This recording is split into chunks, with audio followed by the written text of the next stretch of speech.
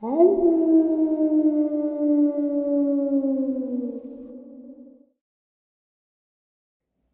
and salutations, everyone. I hope everyone is still doing well, and welcome to today's second bonus upload, and boy is it a good one. Before we jump on into it, a couple quick links. As many of you know, I rely on Patreon, PayPal, channel membership, and the merch to help the channel to continue to grow and go. Links to Patreon, PayPal, and channel membership is in the description below.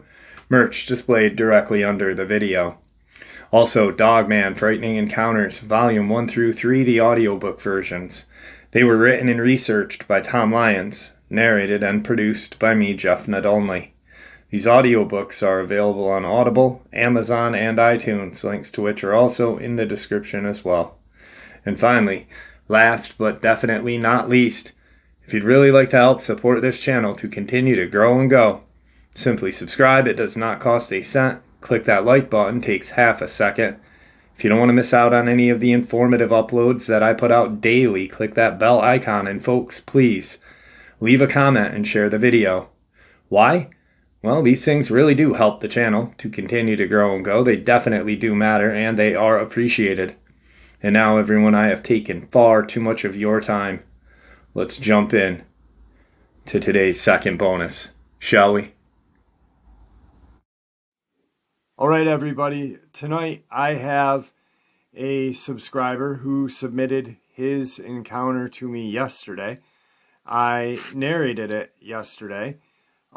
He goes by Gman, and he's here to share his whole family's encounter with us. It was kind of a plaguing time in his family's life, and G-Man, how are you? Good. How are you doing? I'm doing well. Thank you for taking some time out of your day to spend with us. I've talked to you for a couple hours, actually, before the interview. It's been good talking with you. So as you know, you've listened to my channel. So what I'm going to do is I'm going to turn the floor over to you so you can share the events that happened to you to us. So the floor is yours, my friend. All right. Like I said, call me G-Man. Yeah, this happened. I guess this family event started on November 9th in 2016. Like I said, I was sitting in my front meeting room and I was watching something on YouTube. And again, about 7:40 in the evening, and my wife takes our dogs out in the evening and, to take them out because again, we have to go out in the backyard. We have this, it's all fenced in. We have a pool, but due to from the garage driveway to the inside of the pool, the deck goes up. So we have this 8-inch space between the gate. So we have a lot of rabbits that, they come in during the season and they will burrow under the yard or under our shrubs. And again, we have this neighbor. He has these cats, and they will come up. They know exactly where the rabbits are. They can find them when they come in there, and they'll sit there trying to hunt the rabbits. The only problem is when my dogs come out there, they will either chase the cats or chase the rabbits, and they chase the rabbits into the pool, or hopefully now and then just chase them outside the yard, and we have to stop them before they go try to get out from underneath the gate. Right. So that's why we have to go outside. I know that sounds weird. You have to go outside. Oh, you have a fenced-in yard, but yeah, that's why we have to go outside. So anyway, so I'm in the room and my wife starts yelling my name and panic, and I'm like, oh God, and, I got to go out and break up the dogs and the cat, so I go out there panicking, like, oh my God, I got to break this fight up, what's going on? And instead of my wife out there, trying to break up a fight between the cat and my dogs, or trying to pull a rabbit out of one of my dogs, as a play toy, Mouse as a play toy. She's staring over onto the left side over at my neighbor's roof. or at least I think it's the roof. I look over there and I'm like, what are you looking at? And I'm letting, to myself, I'm saying that. And then I look over there and I'm thinking, okay, I'm going to find some kind of, raccoon or something on the roof. Well, it's not a raccoon. I see this cylinder looking craft. I guess a UFO unidentified object, and it's just hovering about 20 or 30 feet above the house. And it's a 2-story house. And it's, it looks like it's on, it looks like it's on fire. I mean, literally, it looks like it's on fire. It's got 5 appendages sticking out of the rear. So I'm considering that the base. I don't know, but there's these 5 appendages or legs sticking out the rear. Now, when you sent me the encounter, you kind of you said kind of like tentacles. But were they kind of like... they're appendages, yeah, like legs. Okay. I'm sorry. So they were kind of like landing legs? Like landing legs. Okay. Exactly. There are 5 of them. Okay. I'm so sorry. No, it's cool. I just didn't understand. I typed it up when I sent I typed it up right then and tried to send you my story. So all right. I meant to apologize if I messed up any. No, it was great. I mean, I didn't know if they were off to the side but they were landing legs. No, they were in the rear, which, like I said, I guess I'm considering that the base because there was 5 of them. Okay. Sticking out, and odd number, but there were 5. That's what I counted at least.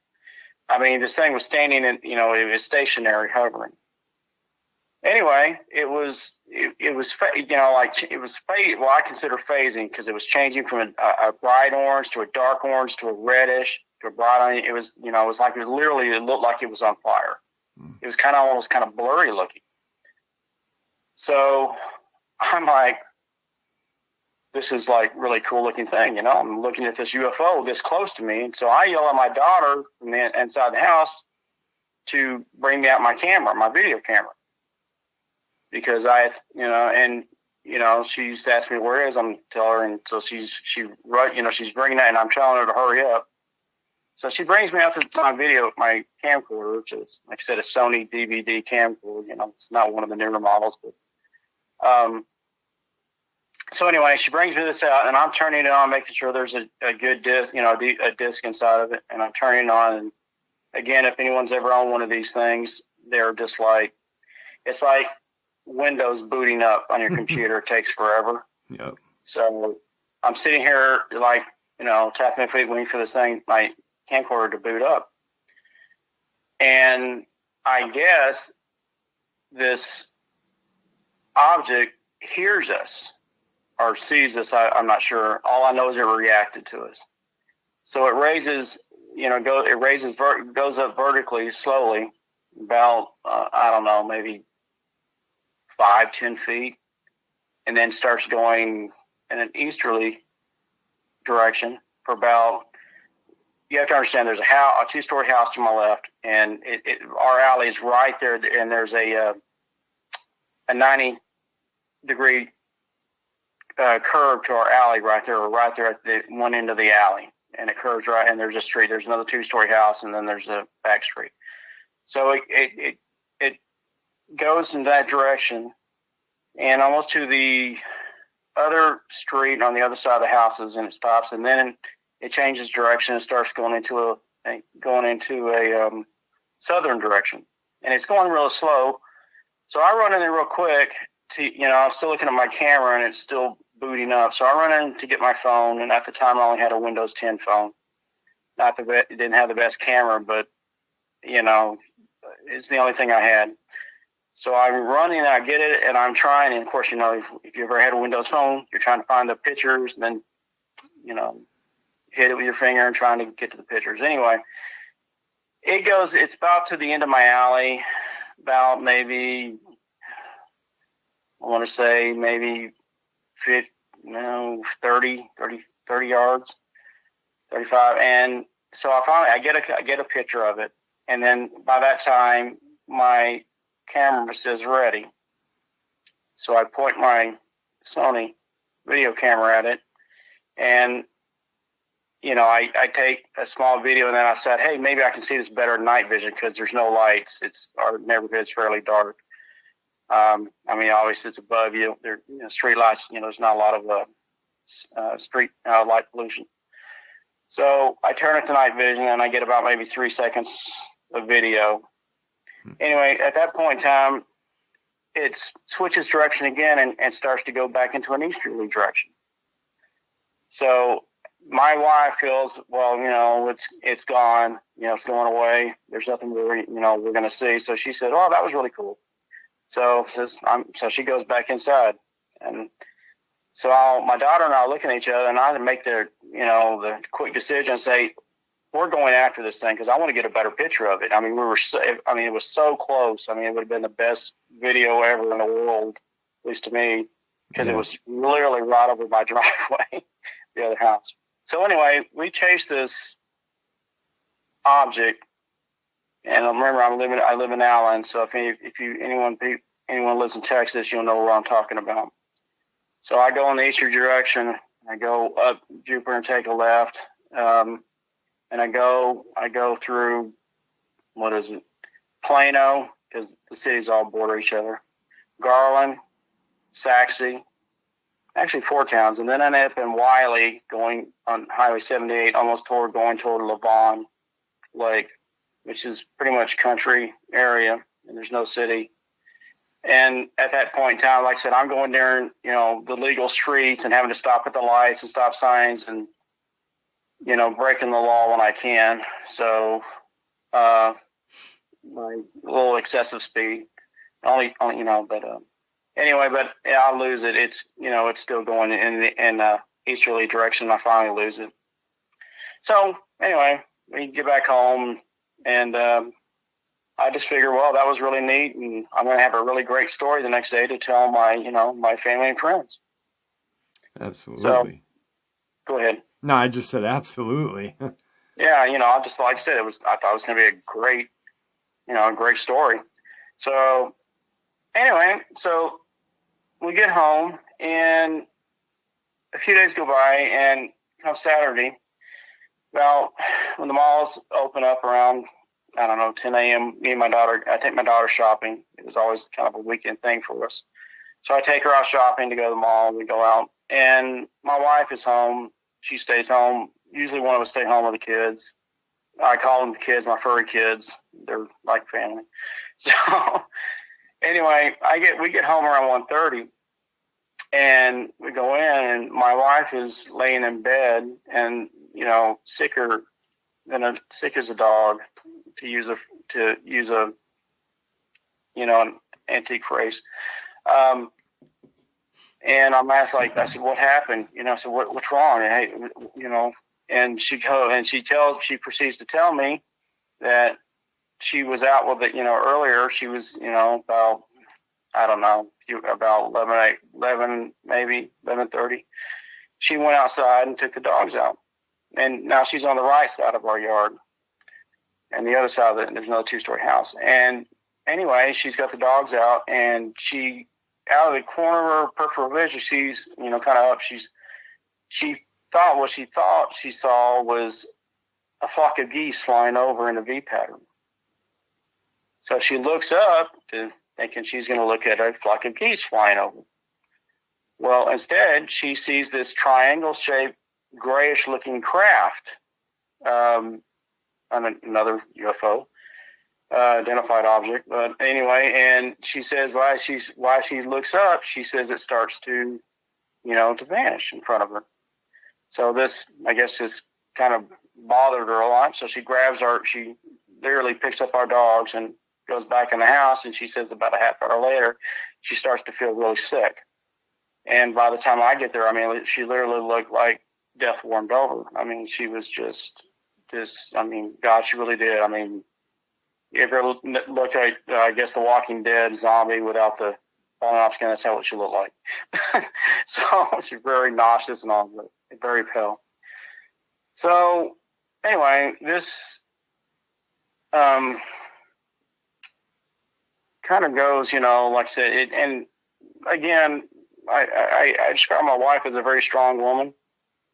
She used to work, her family used to have a ranch out in Rome, Texas, and they used to raise longhorns and other cattle and livestock, and she would barrel race. So she's a very tough person. And I'm not going to go into her medical history, but she's had some issues in her life, and she never misses work. I mean, that's all I'll say. I mean, if she's sick, I mean, it takes a lot to make my wife sick and to really be laid up in bed. I mean, she went on for weeks, and it's like nothing we gave her, nothing she took. She went to the doctor, nothing helped. But eventually, in a few weeks, she started feeling, she started to finally start coming out of it again, start feeling being herself again. So anyway, so during this time, I would go out at night, thinking, I'm going to, I take my video camera out because it's like, if I ever see you, I'm going to be prepared now. And since this happened to us twice, the first time I thought about it, now this has happened twice, so I'm going to, now I don't go outside in my backyard without taking a video camera. So I would go out there at different times of the night, and I went out one night, I think it was about, about 9. I'm guessing here, I forgot the time, I just know it was dark. And it was like 27 degrees. This is, I think, during December at the time going on. It was really cold. And I just remember, because I checked the temperature, was like 27 degrees. So I'm out on my patio, and I turn my video camera on because right directly behind my house, again, this is facing east. The rear of my house is facing east. And I look, and I'm seeing what it looks like a water tower. I mean, big old city water towers, kind of. And the only problem with this is one thing, it's higher than most of the houses, than all the houses. And two, I don't have a water tower behind my house. So that's a little strange. So I'm videotaping this, and for going on, and I'm noticing then it tilts in a 40-degree angle. Again, I don't know of any water towers that hover in the air and tilt at a 40-degree angle. So anyway, about 40 minutes of this, I found I'm too cold to stay, and I just finally, I felt I got enough footage, and I just finally go. So after this, I call MUFON. I said, I have something I guess I can report to them. I think this is kind of neat. I guess UFO sighting, especially multiple ones, is not something most people have in such a short period of time or have at all. So I get on the site and I write a report. And a few days later, I get a phone call, and from a gentleman claiming, and I say that because as the story goes on, you find out, claiming to be a MUFON investigator. So asked me a few questions, asked me questions about, what I besides the report, what I saw, got a description.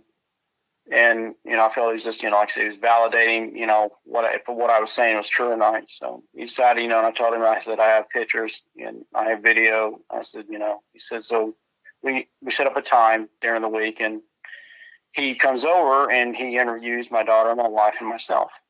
And during this time, I'm showing him, I show him all my video and everything I have.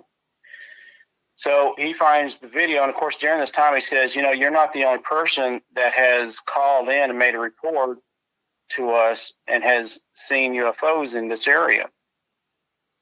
And I said, really? And which to me, it kind of elated me a little bit, because it made me feel like, wow, I'm not I'm not a crazy person. I'm not the only one, my wife and my daughter aren't crazy, and we aren't the only ones that saw this. And so he said, of course, like I said, he claimed, said, yeah, they have several other reports. So anyway, he asked me all of a sudden, he said, hey, can I have your pictures in your video? At the time, had not made any copies. I said, no, but I'd be more than happy if you give me your information. I'll send you copies.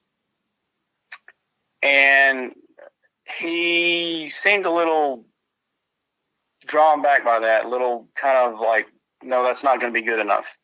I mean, that's the impression. It was like he wasn't happy about it at all. He was like, he actually insisted. I didn't say this before, but he actually insisted. He said, really, I can give you back this when we're done with it. And I said, no, I'd rather just make copies. I said, because just in case something happens and I don't get it back, I won't. I don't have any proof saying, this really happened. So anyway, so he agrees to for me to send in copies. And then he says before leaving, he said, well, just call me if you have any other sightings, or you forgot, you need to, fill any gaps or anything, to call me and let me know so I can fill out my report. I said, okay. So anyway,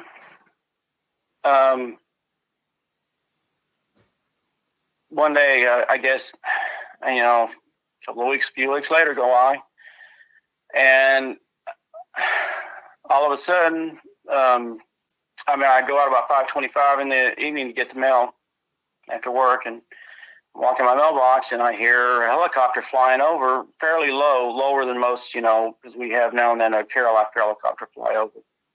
But this one's not flying in a regular pattern, and I look up, and it's not a care flight. It's a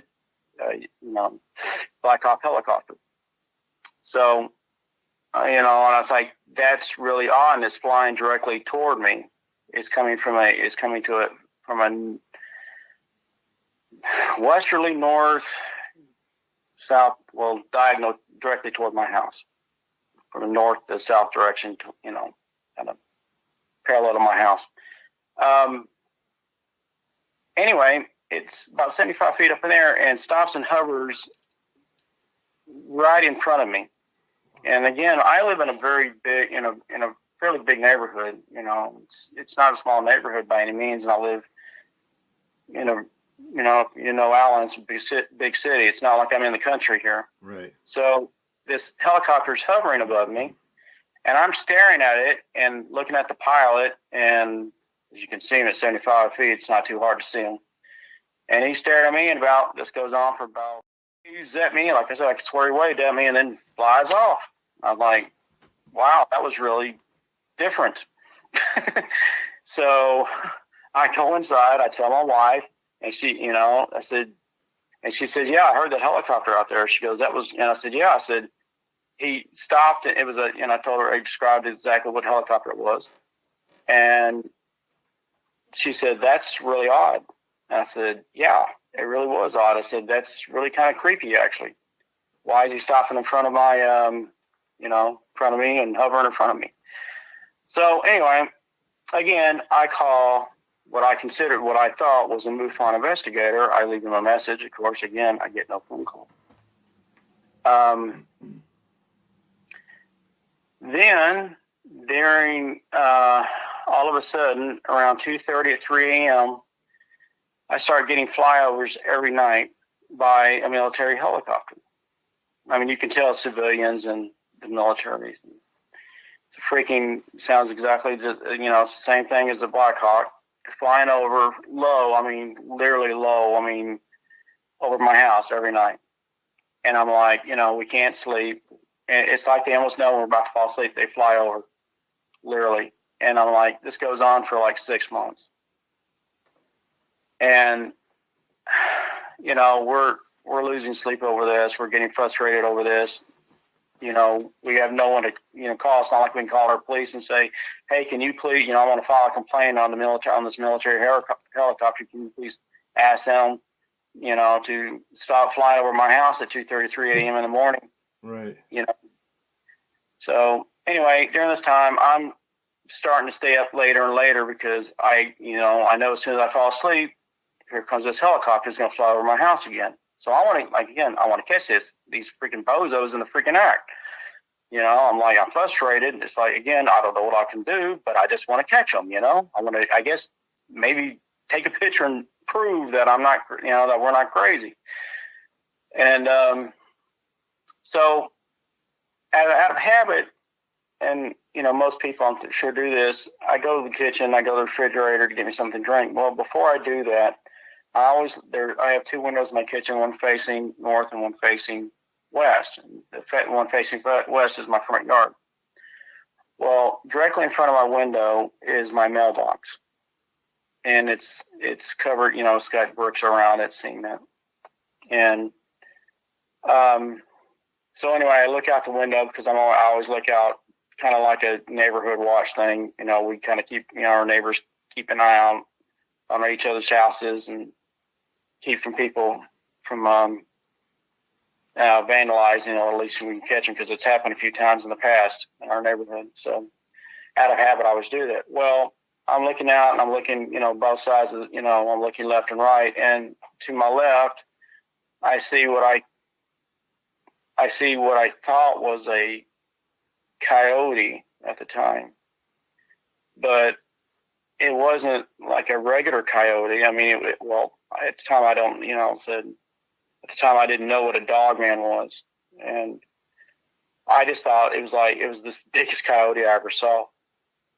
Anyway, it just walked past all the other houses. I mean, it's in the kind of almost in the middle of the street. There's no lights. I mean, there's low lighting on one side, on the left side, but it's low. It's not really bright. But in front of my house, there's no lighting. And we don't keep our front lights on. Maybe that's a bad habit, but we don't.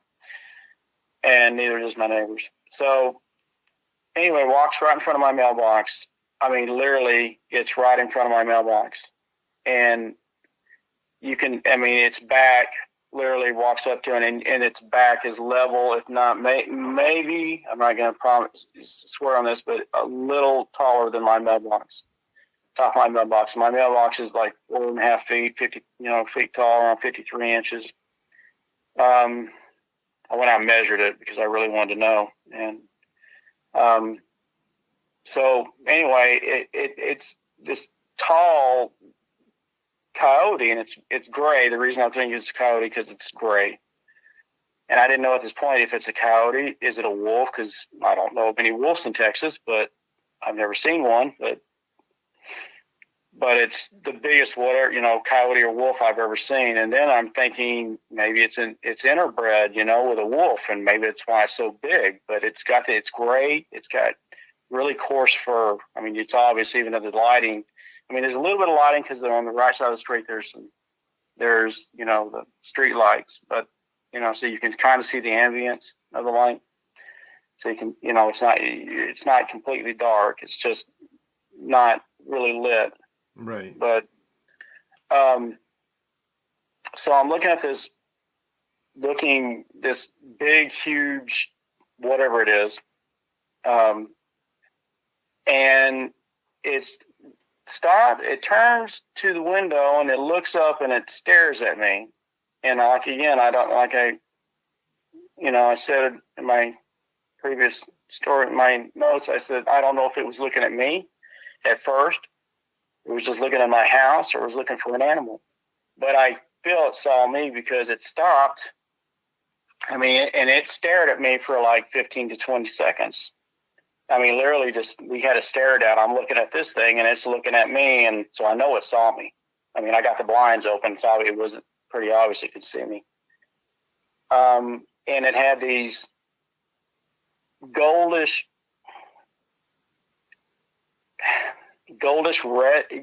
looking eyes. It had, that eye shine. Yep.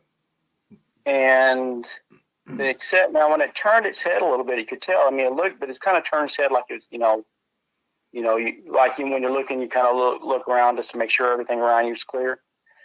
And it kind of looked reddish to me. I mean, the eye shine turned reddish. Now, like you said, the problem with this is there's no direct lighting on this.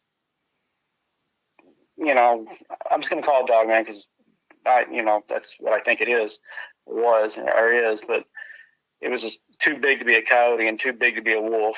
Again, I raised a shepherd wolf, and it was bigger than most shepherds. And like I said, I could stand it up on my rear. I told Jeff I could stand it up on rear haunches, and my shepherd wolf could stand about 6'3". This thing was just really quick. Go ahead. Now, having had the experience with your dog, and obviously how big your dog was, and you could stand it up, and it was 6'3". Yeah. If this thing was to stand up, just an estimated guess, how tall do you think this thing would have been? Easily? Yeah. Minimum 7'5". Wow. Minimum. And the reason I say that is because my shepherd wolf was probably standing up maybe 2.5 feet, maybe a little more higher. Right. 3, from its haunch, lay on all fours to its back. If this thing measured 4.5 feet, and I'm just going off just what I'm, is what I consider what it looked like, because it not only was it tall on its four, it was long. I mean, this thing was long. I mean, it was really elongated, and it was massive. I mean, its chest was really big, and it was long. So it was really kind of weird looking how long it was. Its measurements were weird. I mean, I know that's not probably the best description or something. It's the best that you can give us, because it's such a hard thing to. It didn't matter. I mean, if you've ever, anyone that's raised animals, raised dogs, different brands, and like wolves and all, I've been around a lot of wolves in my life. I used to, work at animal sanctuaries and stuff, and wolves, and I know I know how big a wolf gets, most wolves. But this thing was, like I said, it was long. It was kind of long, and it was massive in the chest area. But it's, I don't know really how weird I'd describe it. But it had a look like a coyote. The face kind of looked like a coyote, German Shepherd maybe look on its snout. Okay. And I mean, I could see its teeth a little bit. It kind of glared its teeth at me a little bit. Some people call it, I've heard, I've listened to some people call it a smile. Yeah. Or maybe it was growling at me. I don't know. But it wanted to make sure I saw its teeth. That's all I'm going to say. I'm not going to say it really like, rawr, it didn't growl at me. I never heard it growl. Right. It just kind of like it showed its teeth at me to like, it let me know I can see you. Now, with the length of this thing, was there a tail that made it longer, or? I didn't measure the tail. I only used the body. Okay. So that was the question you asked me earlier. It did have a tail. It did. Okay. Yes, it did have a tail. It wasn't a long tail. Mm-hmm. It was kind of a, let's see. Did it? What dog would it resemble? Like a husky, a shepherd? Was it bushy? It was. You ever seen Pomeranians? How bushy they're kind of messy their tails get when they get kind of bushy long. Yeah. I mean, when they're not trimmed. It was like a kind of a unkept tail, maybe about. I mean, I really didn't measure his tail. I'm trying to remember it, and it kind of, because maybe 1.5 feet, maybe 2. I can't really tell you. I wasn't really paying attention to his tail. That really wasn't my big tail. All I know is it had a bushy tail, and it had that same coarse, crappy-looking fur, like it needed a bath, like it hadn't been brushed in forever. Right. And, but that's what the tail looked like. Okay. It wasn't like super long by any means. It was just kind of bushy.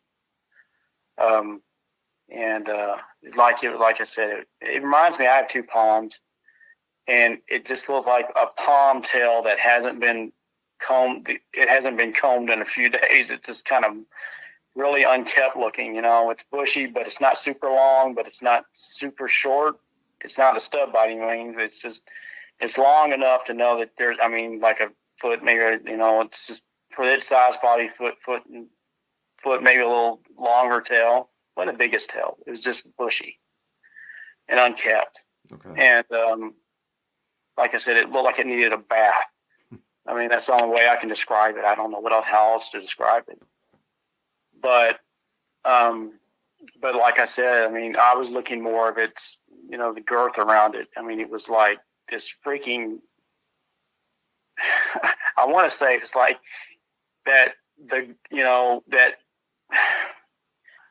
Werewolf in London girth, that wolf they had, how fat it was around the chest, how big it was around the chest. Right.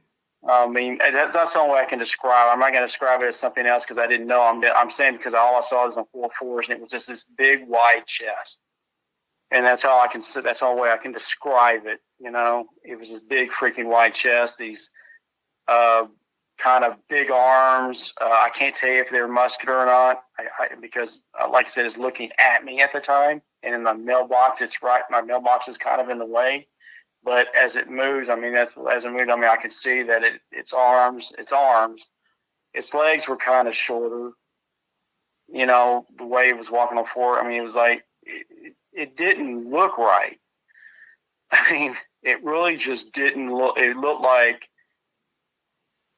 oh God, it looked like, I guess, a runt, or, I mean, you know, it just wasn't put together right. It walked kind of, I don't know, I can't even say it walked right. It didn't walk wrong, but it didn't walk right.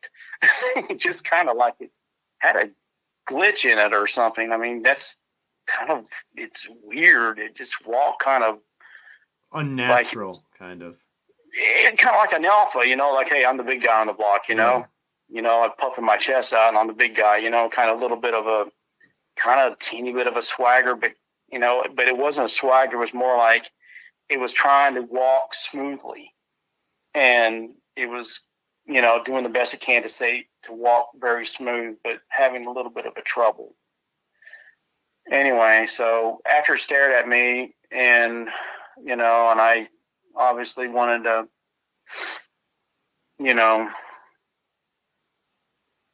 I guess, I don't know, have an accident. I mean, that's really, my stomach almost felt like it was falling out. Right. I mean, it felt, you know, my stomach dropped. I mean, it was like, my mouth dropped. Like, I'm staring at something that doesn't look like it should even exist. That's all I can put it. You know, it's like I'm looking at this thing that just looks like it doesn't belong.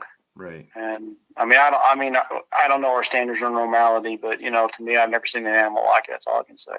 Yeah, I don't think there is a standard of normality with these things. Just like you and I were talking, I can't, and I've tried to, you know, talk to a couple of other people and tried to explain exactly how what I saw moved, and it's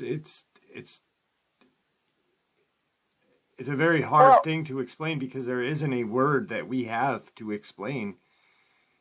Yeah, exactly. I can't explain to you how it walked. It walked odd. I mean, it walked like it was trying to make an effort to walk smoothly. Yeah. But it was having trouble walking smoothly.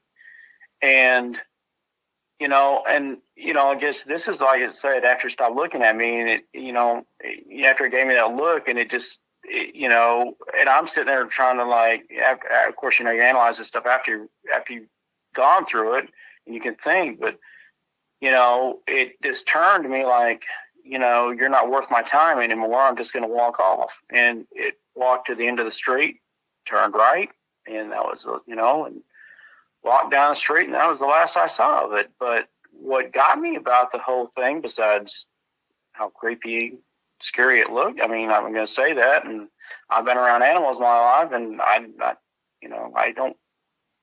scared of any animals, but that thing scared the bejeebus out of me. I mean, to this day, I won't go outside at night, check my mail, or go work in my garage with a door open without carrying, at my side. And I know I maybe shouldn't be saying this, but I walk out to carry mail. I carry my 9mm with me. Yeah. Or if I'm in the garage, I have a assortment of, pointy weapons or my 9mm with me. So, and nothing leaves my side too close because, this is years later. So, that's how nervous this thing had made me. I mean, I will walk. The first thing I do when I walk outside, I look around, I get to the front, right where my roof, I look on my roof, I run to my mailbox, I get my mail, and I run back. And if that makes me some kind of a chicken, then it makes me a chicken. But I personally don't ever want to run into this thing in person. I don't know how else to, but that's how it made me feel. It just put that fear of God in you, I guess, or fear of the devil, or whatever you want to say. But like I said, I look back on analyzing it. I just could understand the eye shine. That's what got me the most about it. I mean, well, everything got me about it, but looking at his eyes, it was just like, it just like it had a natural light, system built into it. I was like, where did the eye shine come from? So anyway, I mean, that's about all I can say about that. But again, going past this, I mean, does it have anything to do with my ongoing events? I don't know. I just don't. I just thought it was weird because at the time I'd never even heard of the Dogman. I never heard, like I said, all I ever heard of was Sasquatch or Bigfoot, or whatever you want to call it, the Patterson film. That was my knowledge of what a cryptid was.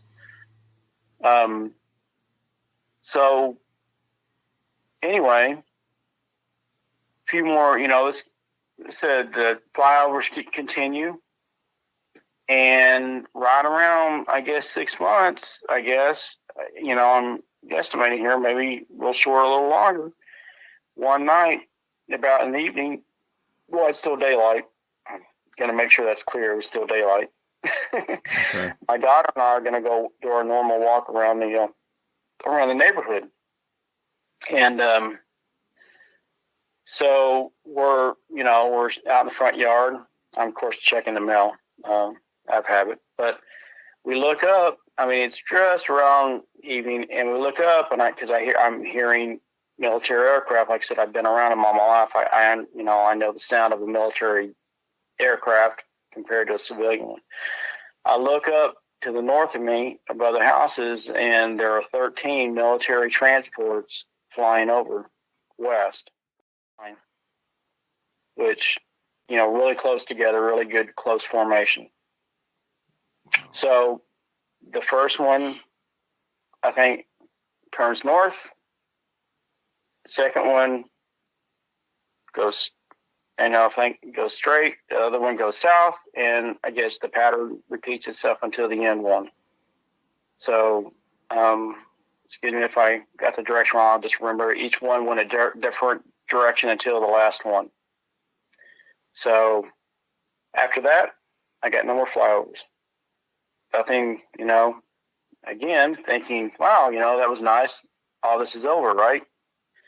Well, that's what I thought. I said, everything's returning to normal. Well, about a little bit after that, I get a phone call from MUFON. And this guy is saying, hey, I'm sorry I got, it took me so long to get back to, to get with you about your report. We've been really backed up. I'm just going to tell you what he said. And I said, and he proceeds to ask me questions. And I tell him, I said, I already had a MUFON investigator come out and talk to me. And I told him, I went on to explain, I said, the events that, I showed him my pictures. I showed him, I did an interview with him. Me and my family did. I showed him my video. I told him, I told him that he wanted it, and I didn't give it to him. Then I proceeded to tell him all the events that transpired after that, excluding the mutated coyote or Dogman. I didn't tell him that. So I left that part out. Right. He proceeds to tell me, and again, I quote, says, I never heard of that person, and there's only one other person besides myself that investigates your area. At that moment, I get a little, one of those, you ever got one of like somebody just hits you with a brick, reality across your face, your mouth drops and time stands still. Well, that was me at that moment. So I proceeded to ask him, and I said, well, then I said, if you're the only two, I said, who else has access to your files?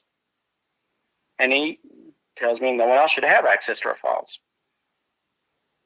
Again, I'm starting to freak out more, and I'm like, then I said, well, And I basically said, well, somebody does. I said, because somebody come out here pretending to be an investigator. And I said, I would like to know who it is.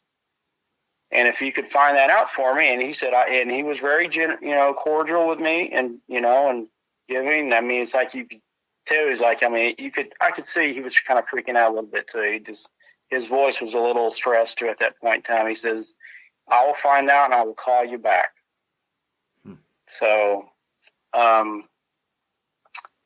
anyway, so that was pretty much it in the story. And I never understood why we got harassed for all this time. I don't understand anything why my videos may have caused the events that occurred, I mean, I was, just reporting what we all do things now, but I was just thought it was a neat thing that I got pictures of a UFO and some videotape. And I mean, but I'll never understand what exactly happened and why these events happened. It just always seemed weird to me. And again, like I told Jeff, I said there's a few other events, details I left out of the story, and for obvious reasons my wife didn't want to bring up, but they do pertain to the story. But it's just I don't really feel comfortable talking about them publicly. Right. So, but anyway, that was pretty much it. So, that was my story. That's, I mean, when Go you ahead, and I Jeff. spoke for a couple hours prior to the interview, and when I narrated it, like I said, I skimmed through it. The title is spot on.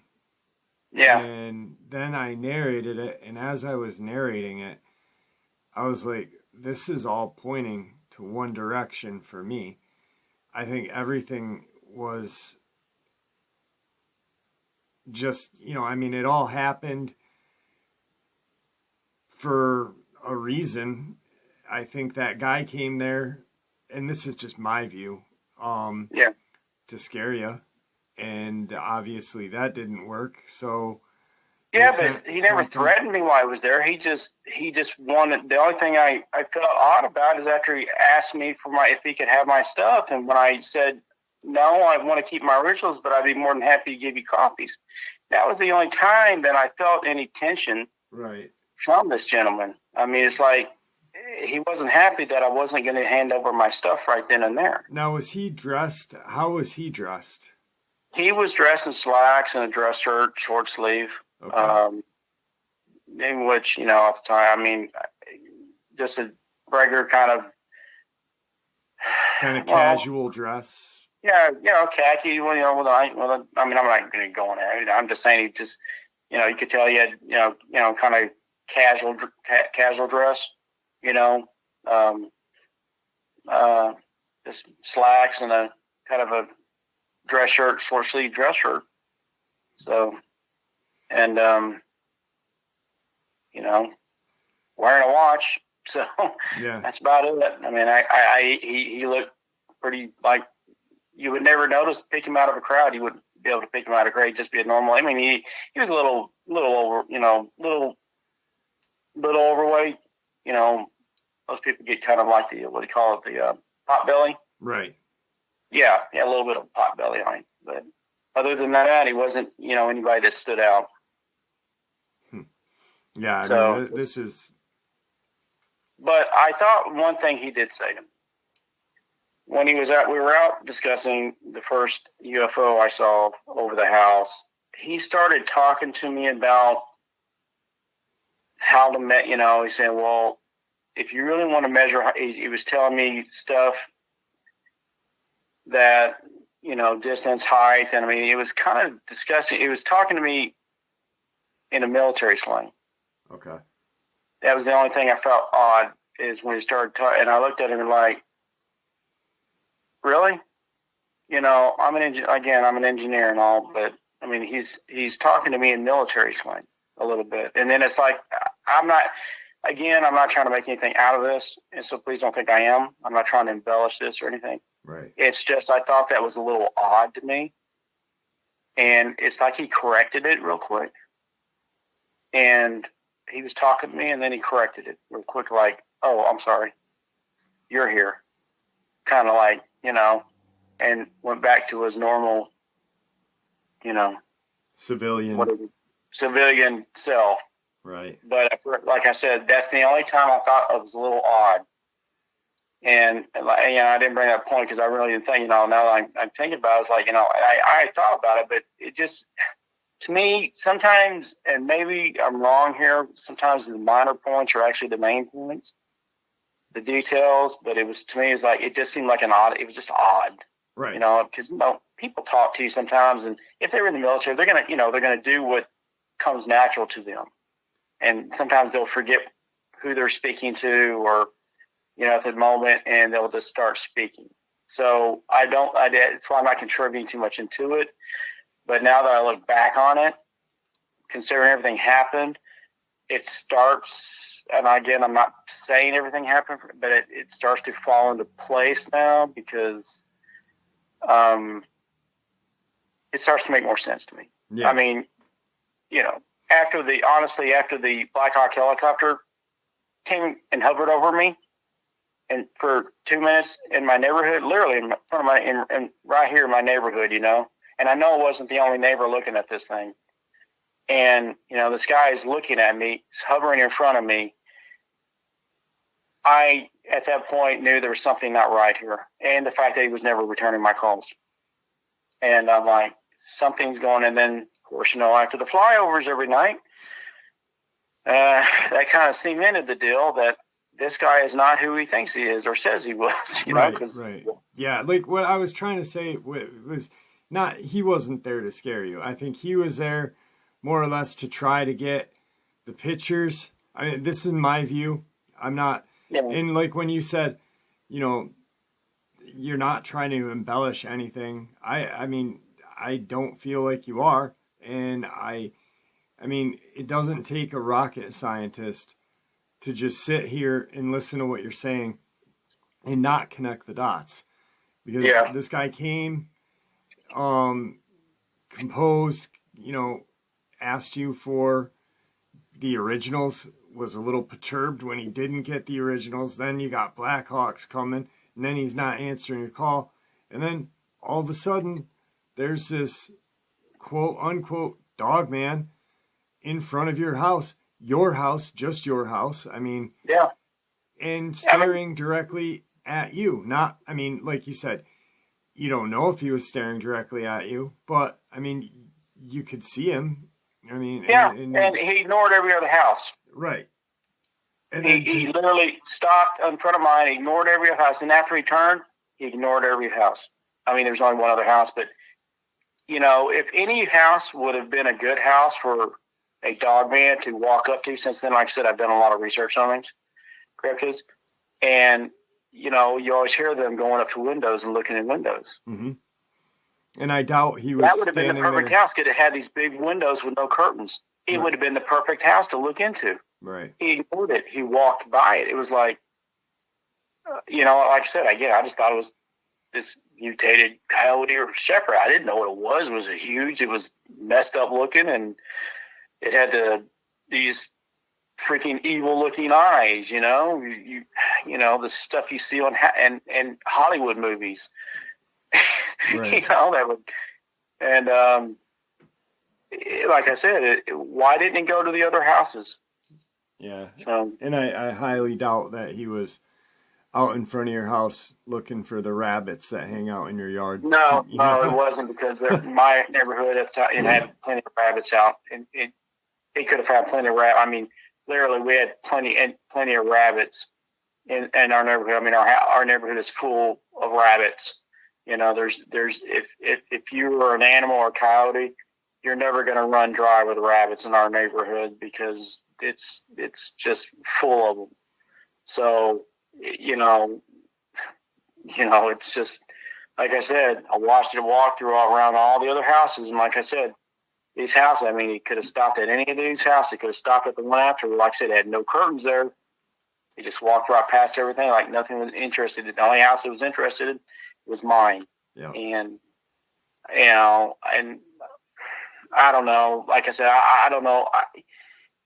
I guess now looking back at it, I guess you can put, A plus B plus C, equals D and put it all together. But at the time, I was just like, this just didn't make any sense to me. I mean, again, I wasn't trying to be, look at any, I was just living my life and trying to understand, why I'm being harassed every night by a military helicopter. My family is, we're not getting any sleep. We're being harassed. And it's like, I'm telling you, Jeff, it's like they always knew we're about to go to sleep before they fly over. I mean, it was almost I could say, and I will say this, not all the time did they fly over to, I mean, it was majority of the time, but most of, it's like when we just go to bed, they would fly over.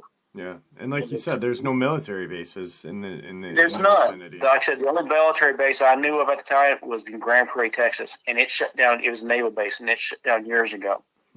So, and I even asked this guy, they exposed the MUFON investigator, and he said there are no military bases around my area, because that was the one question,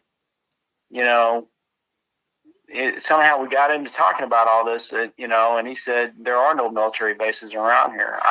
Because, you hear UFOs sometimes going around military bases. It seems to be a thing about them, Right. A military base, you got a UFO or water, you got a UFO. I mean, we don't have any water around except Levon, and that was way, that was north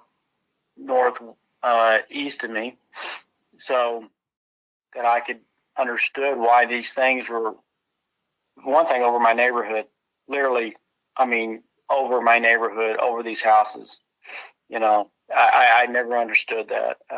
I'll never understand that. I mean, it's like, if I didn't know better, it was like, what do you call it, doing research? Yeah. That's the only thing that came over to me. Came to me is these things are doing research on people. That's all I can think of is research, and maybe that's a little outlandish, a little fantastic, thinking. But that's the only word I can think of now that I think about it. Is it's why otherwise would a UFO be hovering 20 feet above a house? I mean, literally. I mean, what else is it going to be doing 20 feet above a house? Yeah. Cooling its radiator, what? I don't know. It makes, none of it makes sense, but it all does kind of make sense once you step back. And yeah, it does. Now it does. And again, like I said, you asked me if I want to give, I'll give you the pictures and stuff, and I will.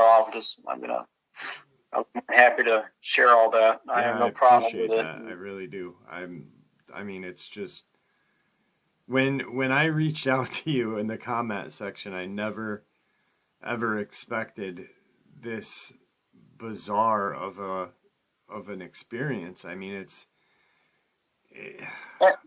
I was just, honestly, I wasn't asking. I really didn't comment to get a result. I know. I was just commenting, replying to another person commenting. Yeah, it's like, I mean, I was just saying, hey, this is my experience.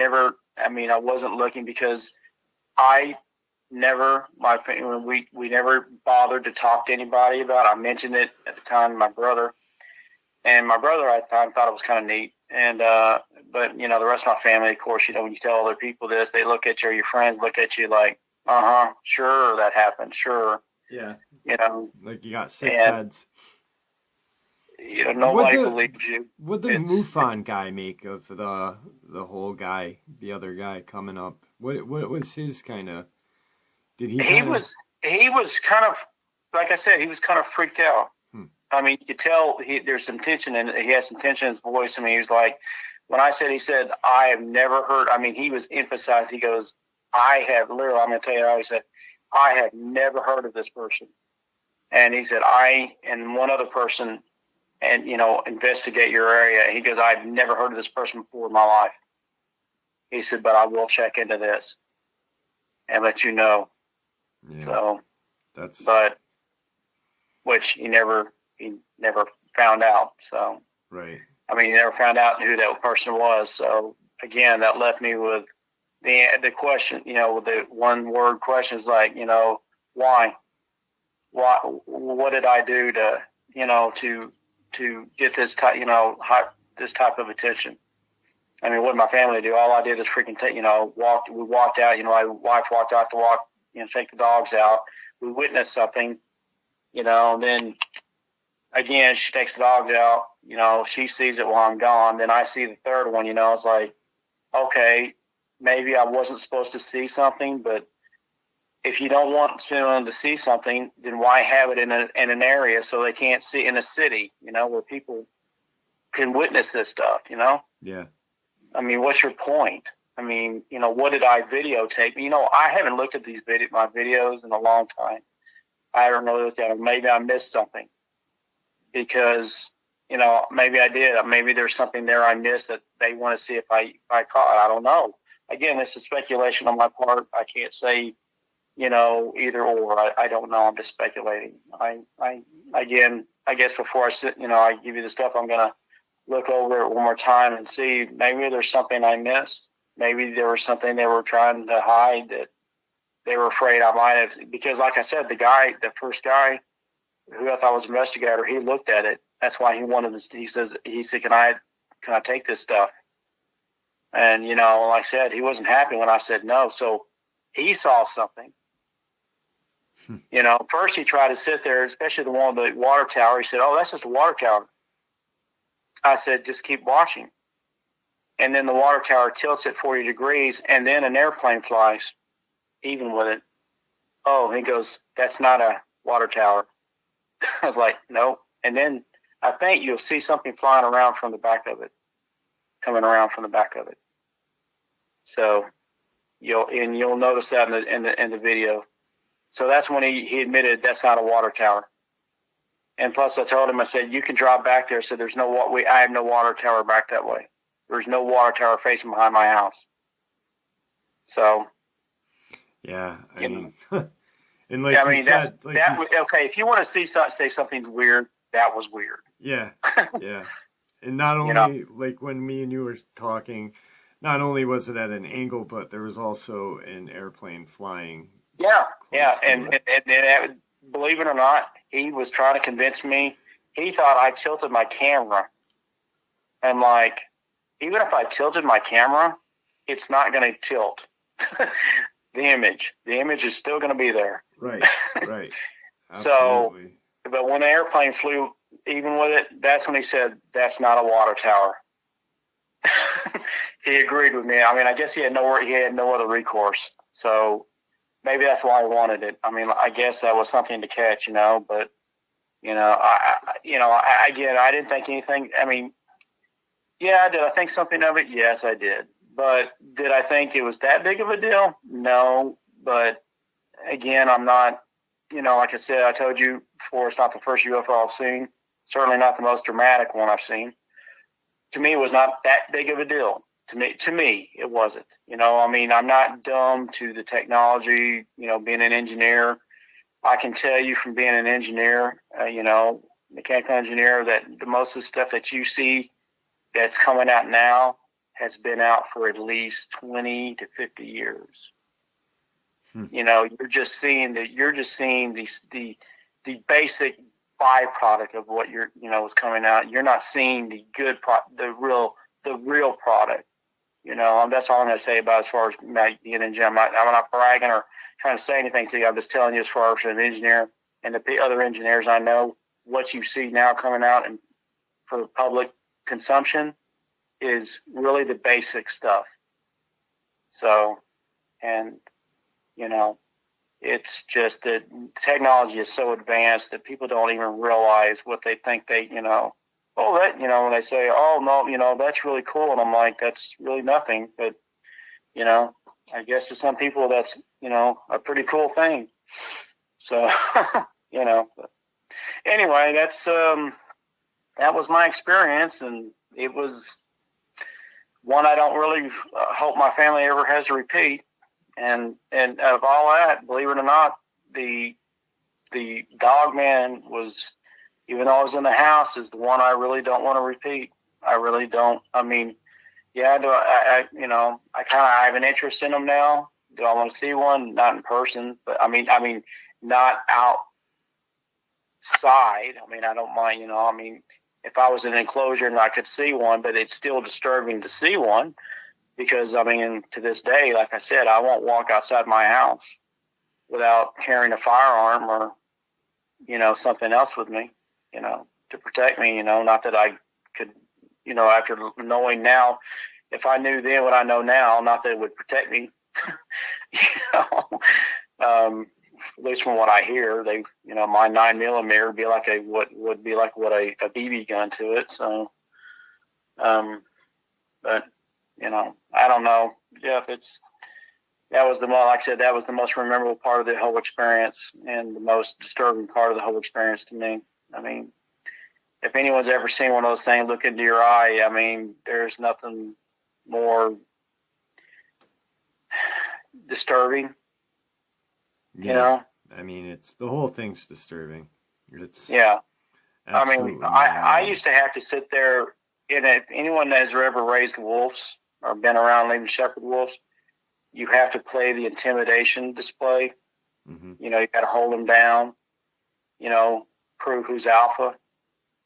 And when that goes with wolves and stuff, you're around them. You cannot ever really relax. You always have to constantly make sure they know you're the alpha. And, but I'll be honest with you. I don't know anybody could be an alpha to one of those things. It's just,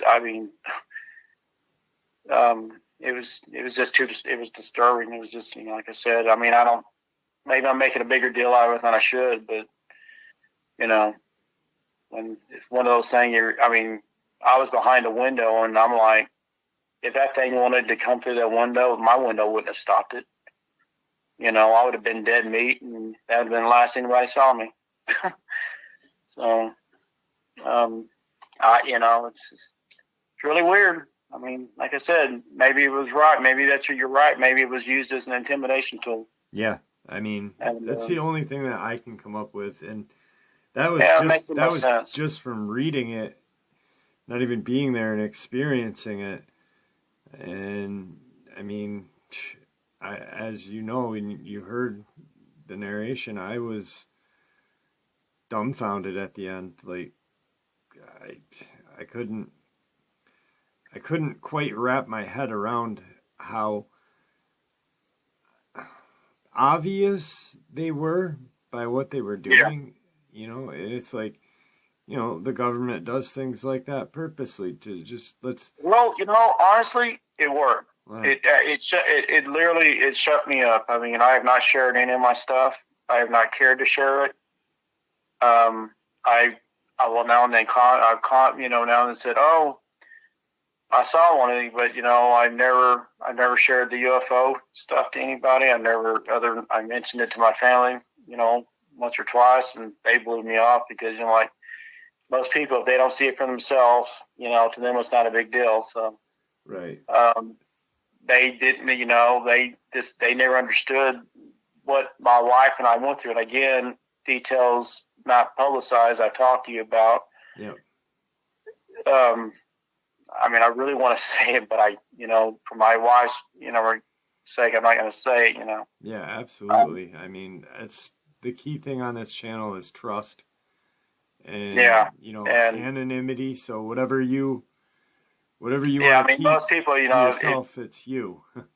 Yeah, you can kind of maybe get where I'm going, but it's just that, okay.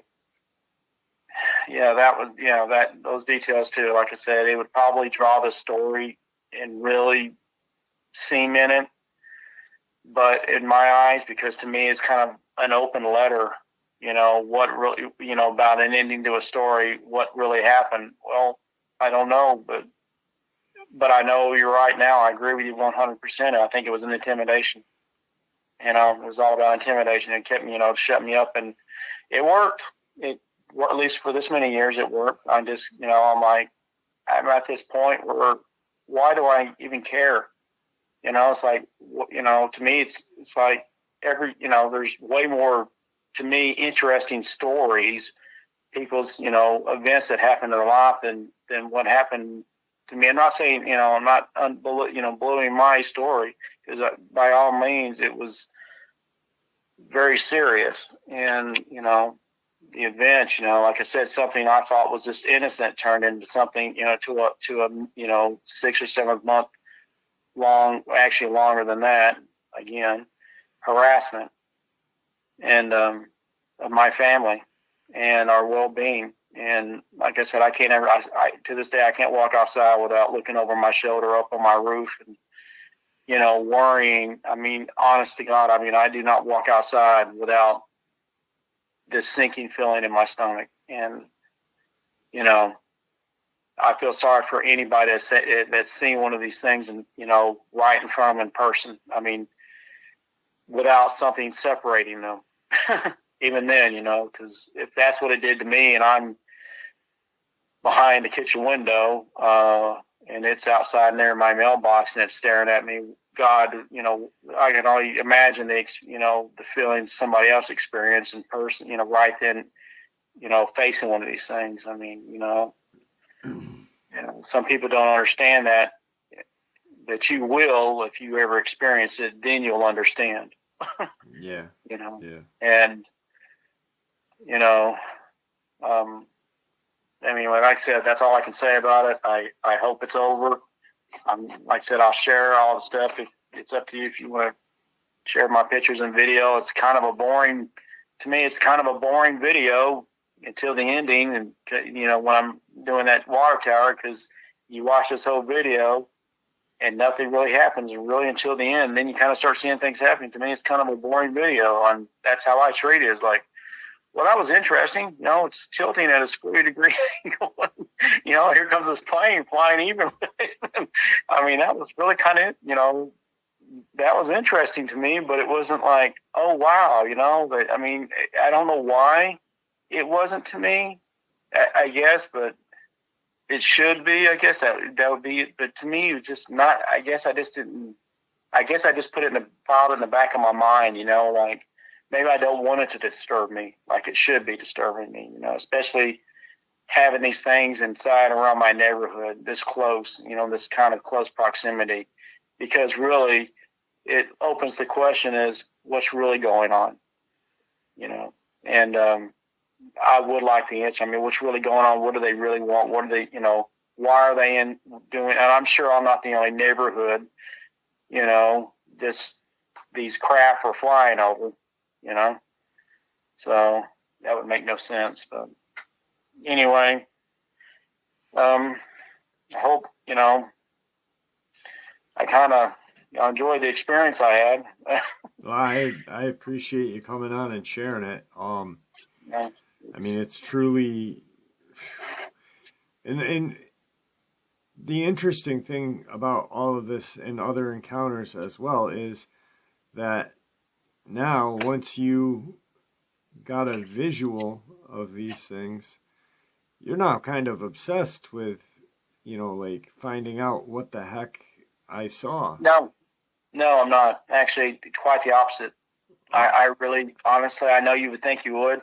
Now, the Dogman, yeah, I did say I am kind of interested in him because that's I want to know. That's what I meant with the Dogman. You're kind of obsessed. Yeah, that I do want to know. You're working on your truck for that and this. Yeah, and that. Exactly. I'm designing.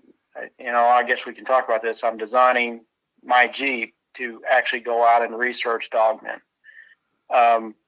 So I'm actually designing that specifically for that purpose.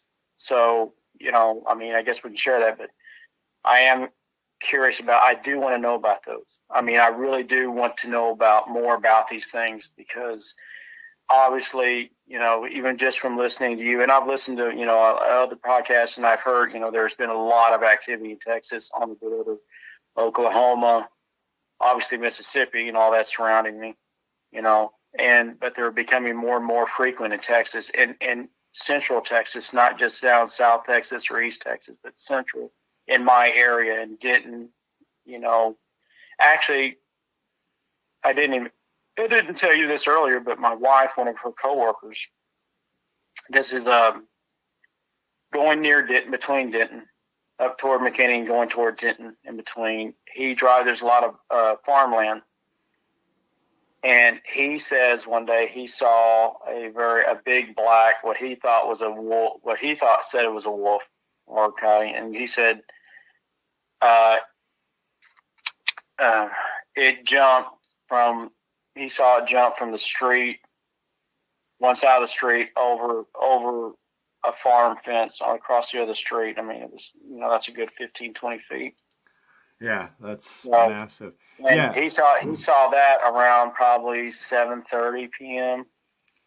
And when he's coming home from work, and because my wife went out, baby, we had to go out there one time, and it was a really good drive, and it was out in, the real rural country area, and so, I wanted to go out and investigate that because it's like, well, now that I know what dogmen are, it's like, I want to go see if there are dogmen out there. Yeah. And that's what I was talking about when I said obsessed, because I've talked to so many people. There's 2 girls had an encounter in New Jersey, and one is petrified. And these are, young girls, 17 years old. One's petrified, and one is obsessed with figuring out everything about these things. So it's something that's weird. Once you see one of these creatures, you're either petrified, terrified, not leaving your house, or you become obsessed and you want to learn as much as possible. I guess I'm on the obsessed part. That I do. The UFO and the part, I don't care about. Believe it or not, after this, I don't care about that part. I can't blame you, honestly, on that part. I mean, well,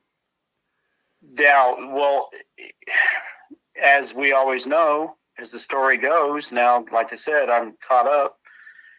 As the story goes on this, once you find one of these or get any proof, guess who comes knocking on your door? Yeah. So my idea behind this is my concise video proof of these. I have no concern to go out and interact with one of these things. I have no concern or desire to kill one of these things, unless of course it does me or my family harm or someone I know. Now my Jeep will be equipped with obviously self-protection. So, but that's not my concern or desire. My only concern and desire is to get proof these exist. Yep.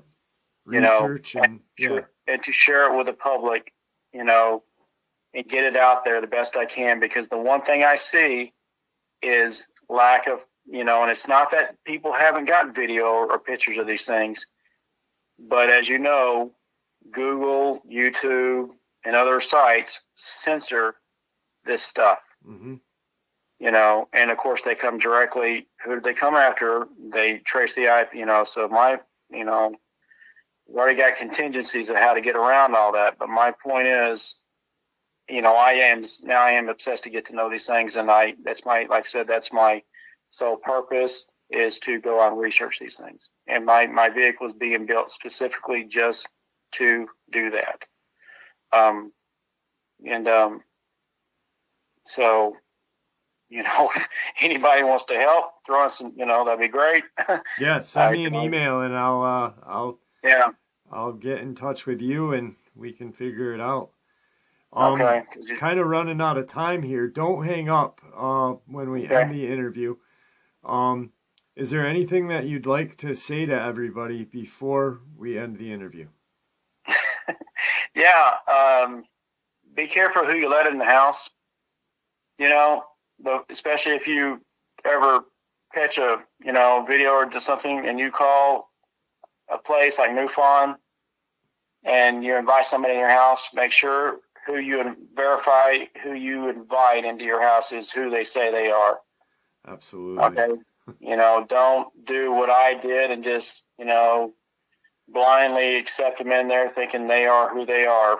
And because otherwise you may go through what my family and I went through, and I'm going to say this one more time. I know I feel like I'm repeating myself here, but there are details I left out of this story that Jeff knows that, that could possibly happen that you don't want happening. So, that's my advice. And please be careful out there, especially if you ever encounter one of these dogmen. Absolutely. So, absolutely.